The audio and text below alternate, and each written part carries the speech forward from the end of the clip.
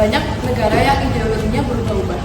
Menurutku karena Pancasila itu nggak sekedar ideologi, tapi lebih dari itu. Nah, salah satunya sebuah sistem filsafat yang mendalam. Nah, bener banget. Setiap sila itu kan saling terkait dan membentuk satu kesatuan yang utuh. Misalnya, sila pertama itu kan ketuhanan yang Maha Esa.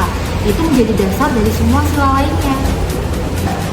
Dari perspektif agama, menurutku Pancasila itu sebagai wadah atau upaya untuk menyatukan berbagai keyakinan dalam satu bingkai kebangsaan. Nah, itu dia yang menarik. Pancasila kan bukan hanya sekedar kumpulan nilai, tapi lebih ke cara pandang kehidupan. Kalau kita lihat sejarahnya, para pendiri bangsa kita itu kan orang-orang yang cerdas dan visioner. Nah, mereka itu menuliskan Pancasila dengan mempertimbangkan berbagai aspek, baik dari aspek historis, filosofis, dan sosiologis.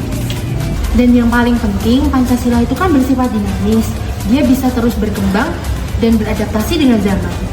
Tapi gimana ya caranya supaya nilai-nilai Pancasila itu bisa terus relevan di tengah era gempuran globalisasi? Menurutku, kita harus terus menggali lebih dalam tentang filsafat Pancasila.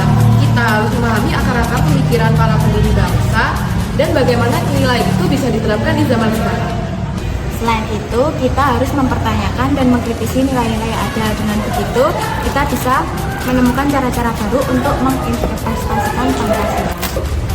Poin pentingnya itu, kita harus menjadi contoh bagi orang lain bahwa nilai-nilai Pancasila itu masih relevan dan bisa memberikan solusi bagi permasalahan yang kita hadapi.